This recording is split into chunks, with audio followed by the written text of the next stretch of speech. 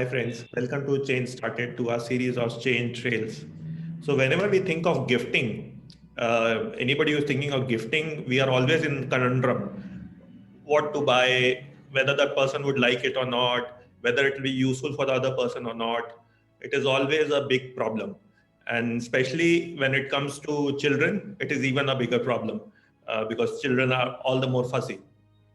So that's where Saurabh and his company bioQ comes in. So bioQ is into environment friendly products which are mainly used as gifting. So we have the founder of bioQ, Saurabh. So welcome Saurabh, welcome Hello. to Started. So thanks for joining Hi, in, thank giving us time. So why don't you start your journey before bioQ? Okay. Hi, my name is Saurabh. I am an electrical engineer. I graduated in 2010. And since then, I've been working mostly in environmental sustainability, but particularly in off-grid solar. So villages across the world that didn't have electricity. That's where I'll try to figure out ways where we can provide affordable and efficient and reliable electricity. So that was almost like I spent 8 years doing that across India and South Asia and parts of Africa as well. And then I had to come back to Delhi and be a part of the family business. And the moment I joined, I realized there's so much plastic and the kind of pressure that the stationery industry is putting on environment. The amount of waste that's created, mostly in the form of disposable plastic ball pens and wooden pencils. So wooden pencils leading to massive deforestation across the world. So and there was certainly a way around that. So we started working on that, and that actually gave birth to bioQ. So when was that, Saurabh? So this was 2018 when we finally started bioQ, and we relied mostly on recycled paper and other sustainable material to come up with stationery and other gifting products. And was there any a turning point which made you think that you should go for this? What prompted you to go for stationery products and not for something else? So, there was a culmination of my background in environmental sustainability, and then finally coming to a place where like sustainability was at risk. So that per se the stationery space. So the two put together, I mean, my background and the situation where I was in at that point. So I certainly like that. I mean, we had to come up with a solution for that. So it was kind of a turning point in a long journey since then. We tried a lot of different things. Most of them didn't work out, but some of them did, and that's why we have a few solutions. Yeah. Awesome, that's awesome. So how is it like? How is the people's reaction? What have people told you about this environment friendly product? Uh, Varun, this has been changing a lot by every passing month, I would say, not even year. That's rapidly changing in India, across the world. So initially, I was like 2017, 18, that era.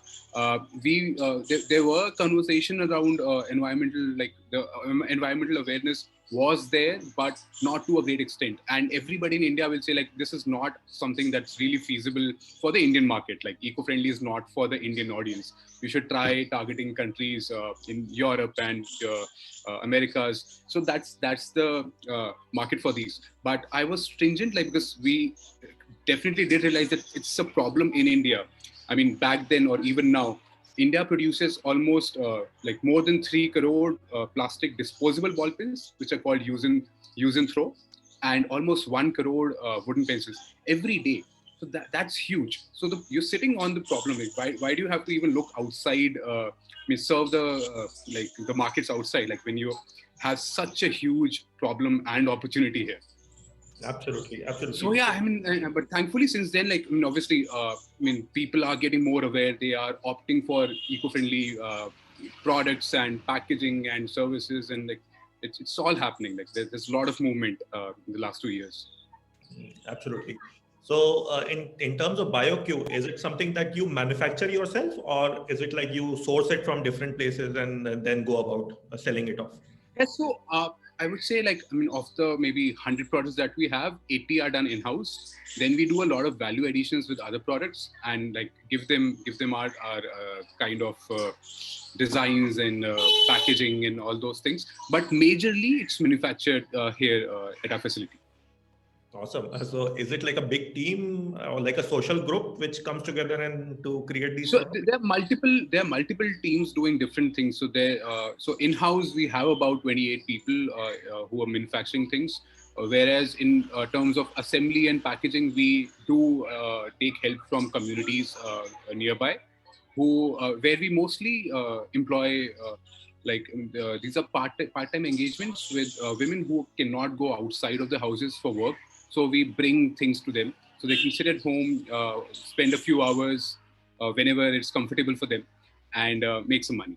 And so that's the easier way, and that way we are able to engage almost more than 70 women who are helping us make these things.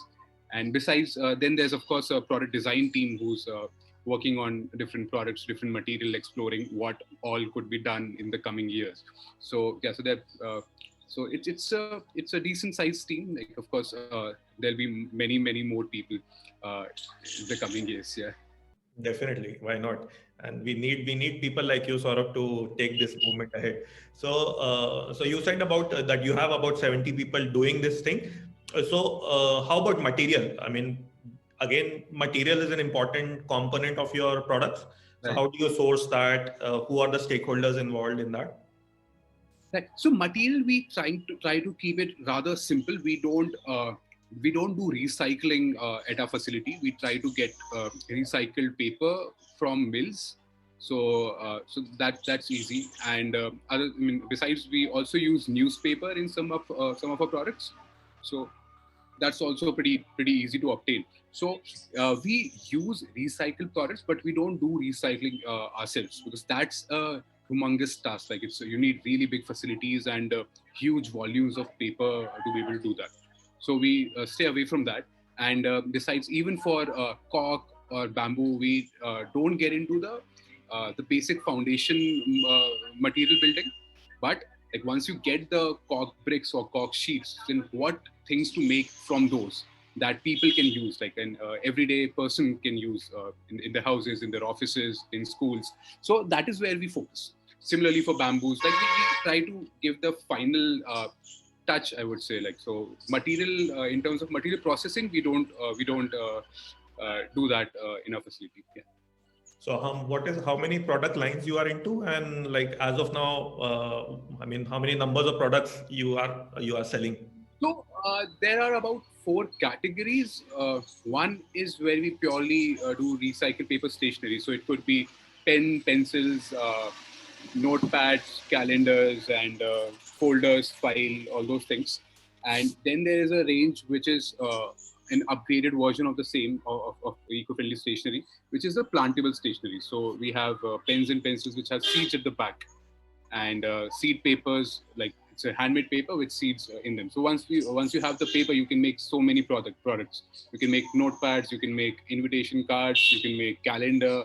So it's just depends on your creativity what all you can make with that. So the idea of plantable stationery, as we call it, is that stationery, even though if we make them with eco-friendly material like recycled paper and all that, it will still be used and thrown, right? Like you end up throwing them, although it will be less harmful for the environment for sure, but still, like, it's thrown. So the throw word we had to replace with grow. So from use and throw, you give them, which they use and they grow. So that was the idea, and that carried towards a huge range. And that's one of the main things that we do here. So about 60 products within that use and throw category, about 20 in the eco-friendly stationery category, and then we are working on bamboo and cork as material, and those are they're like cork coasters, cork tray, like entire dining set. With bamboo, we've been working on bamboo toothbrush, pen stands, tongue cleaner, and all those things. So that's like in total, like there are about 100 SKUs that we currently have. Yeah. Awesome, awesome. So now manufacturing is one part. how is the adoption? I mean, how do you feel the adoption is going, and what are you doing for increasing the adoption? Because I mean, giving all this rosy picture is fine, but adoption still remains a tough nut to crack, right? I mean, that is my observation. What do you think about it? That's totally there, Varun. But I mean, as I said earlier, like things are picking up. There are people who are becoming more conscious. They're asking for such alternates. But of course, there is a lot of education required to be able to push any new concept. So that we have done for a few products, but we have realized like every time we cannot spend so many resources in educating people.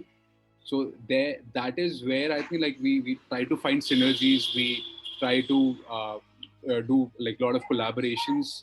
So yes, like so that's, I mean, because like it's mostly adoption is not a huge issue, but the associated cost to make that happen is huge. So to simplify, I would say the cost of the product itself is not really high, but still the end user has to pay a premium.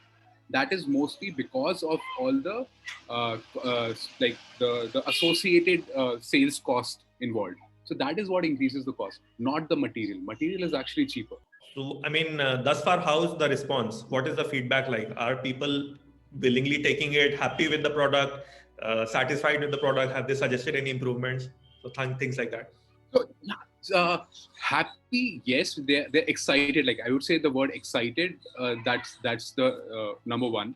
Happy, satisfied. I would say that still comes second, because there are still like, I mean, products in the non-eco world, like which in terms of functionality could be better, could be neater, and could be lasting. So that's why, like in terms of functionality, we're still a step behind the regular products. But it's we also have to look at it from the point that like we are still new. I mean, not just bioQ, the entire industry. We've been there for what, 5 years, and this other industry, which is against which we have been compared with, they've been there for 50 years. So they also evolved. It took them time to reach where they are right now, with the costing and the quality and the entire distribution channel.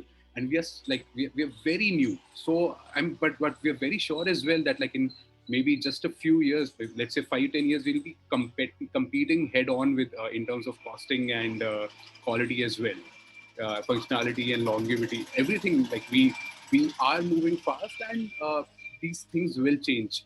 So and as you said, like adoption, like as we get stronger, and the cost becomes really competitive and comparable, the world has moved to we have moved to a situation like around the world that people, if they find the price this like slightly high or same, they'll definitely go for an eco-friendly option. So that way, like, yeah, we're pretty confident like things will go well. And like in that also shows in our sales, like we like the last 2-3 years, like how things have moved. Like earlier we were maybe doing hardly less than 50,000 pencils a month when we started. Now we are doing almost 8 to 10 lakh pen pencils in a month. So, and I mean, and the number is only growing. And yeah, I'm very like optimistic. Like if we are able to maintain this rate of growth, we will definitely be like, I mean, like mainstream. Like the entire industry, they will become mainstream. Yeah. Yeah, absolutely. More power to you that you are able to, you should be able to grow your business. So, I mean, your direct consumers in most of the cases are not the buyers, right? So the consumers must be mostly kids, and the buyers are their parents. So, do you have any thoughts about how do you So play around? it's so I mean, like in terms of products, like it's so for us, like at bioQ, the target market is not so much the direct consumers. I mean, like we do less of B2C, but more of institutional sales. Okay. We target more of corporates and corporate gifting circles. So that's like 70-80% of sales happen there. Besides, we also do B2C, but not so much. It's mostly online through our website, Amazon, and a few other platforms, where people are buying for themselves as well, and to give to others or for their kids. So it's all of it.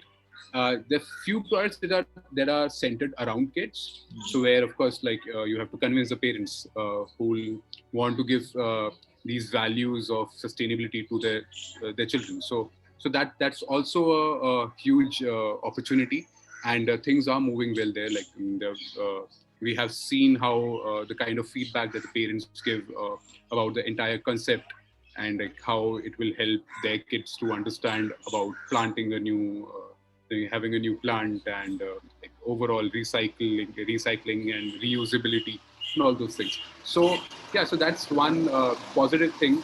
uh, I mean, like, it's a great market to get into, the kids space. Yeah. Yeah. And one more thing which is just my personal observation. Like if I want to buy a pencil or a stationery product, I will go to a nearby mom and pop store and quickly buy that. But in your case, I mean, so I will just buy a pencil. I will ask the shopkeeper to give me a pencil and he will give me a box of pencil. I will not say give me a eco-friendly pencil, right? So Right. how do you solve that problem? So we don't. Right? That's the thing, because so at bioQ we have realized, like, we initially we tried to do that a lot, like tying up with retail stores that they keep our products and sell it, but we realized that's not going to be the way. Like, we can't spend energy on educating the reseller, the retailer, and the audience, and and then compete on a shelf space which is very limited in a shop, in a retail stationery store, for example. So that's not the way we took, and that's why we hit it in the corporate segment, like in the B2B space, where the orders can be bulk, and they'll spend money to help that reach out to kids, like in lakhs of kids. So that was easier for us to initially get things moving, get the concept out, and as people start understanding what the eco-friendly pencil is, then maybe in some time they'll go to a shop and ask for it, and the shopkeeper won't have it. Then but he'll at least get to know there's such thing that's available and people are asking for it, and that is when we actually connect with them. Yeah. So we thought the other way of doing it. Yeah. Absolutely. I mean, in these kind of products, the word of mouth publicity is more important than somebody telling you about it and you going and buying it, right? Totally. Totally. Yeah. So, what is your vision, Saurabh? I mean, what next? What next? Like, there are a few things that we've been working on, but no great success. So one is, of course, the furniture space. So making structures out of recycled paper, cardboard, for example, or paper tubes. So we've been doing that for like almost 2 years with no great commercial success yet. But that's one thing that I'm really passionate about. I'm really confident about, because the kind of impact you can have, like in terms of displacing wood with waste paper or waste cardboard. So I mean, the kind of impact will be much more compared to pencils or pen. So yeah, we've been experimenting. We have failed a lot. We even once thought of giving that up, but that's not going to happen. Like, it might take much longer than what we had anticipated.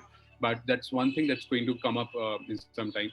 In terms of other, like stationery, we've been working on a few more innovations. So we're coming up with a pen which will have absolutely no plastic, like not less plastic, but there'll be no plastic at all. But that will be the first in the world. Like, nobody across the world has done that yet. So pretty confident to be able to launch that in 21, like this year itself. So yeah, that's one of the few things that we are very positive about. So, Amazing. I mean, if you come up with a furniture, you let us know. We would like to cover that. And if you come up with your correctly. innovative pen without you said any plastic, I mean, let us know. We will cover that as well. Amazing. Certainly, Varun, will do that. So probably my final question. I mean, leave the company. What is your personal connect with environment and nature? Not a lot. Like, I'm not great with that. Like, I sometimes do have to fly. I try to avoid cars, but uh, yeah, in terms of product usage, like, we try to keep it minimal, but it's not the absolute minimal. So, and like, I don't do composting, which is hard. I think it's hard primarily because of that. I'm a big believer in alternate energy. And yeah, but like it's not like zero waste lifestyle, that those kind of things don't really happen. I mean, like I find it difficult to connect with those, but I'm a strong believer in products. So I think you have to change the designs in such way that even if I throw a product after using it, it does minimum harm to the nature, because it's very difficult to stop consuming. So I simply say that, like, it's because you can probably change a small percentage of the world to stop consuming or reduce the consumption, but it's the other, like, big 90-95% that's going to still do so much damage. So why not provide them products which will have minimum damage on the environment while being produced or transported, and finally the end use and the disposal. So it's more like, it's like I just like thinking, I try to use those kind of products. I don't stop using products, but like I try to use those kind of products and also promote those. So that's the, like, in terms of my personal contribution towards environment, like that it's mostly that. Yeah. Yeah. So, I mean, you rightly said it is true for all of us, right? I mean, we cannot go bang, bang, and it cannot be a big change. It has to be an incremental change. We have to slowly move forward. Exactly. Yeah. Exactly. And your kind of products is helping us, helping the users like us to move ahead. And you are enabling Yeah, you. like it's not like making it easy and convenient. Like, you want to make the switch to eco-friendly, but like you also have to make sure there are enough easy options available, like which don't make my life difficult. The product has to, if it's a pencil, it has to write well. Made from paper or wood doesn't matter. That's second. First thing, it has to write well. It has to last. So, so that's one thing. So to make products with less, doing less harm to the environment. So that's what I think. Yeah. Yeah. Coming back to bioQ, any plans to raise money, or I mean, you want to be self-sustainable? Yes, we are. So hopefully by end of this year, we'll start, like, we'll start the fundraising rounds. We had initial plans to do that last year, but because of the COVID, we had a lot of changes in our business model itself. So yeah, by the end of this year, we'll be pretty ready with what we really want, and the expectations that we'll have with a new partner. Yeah.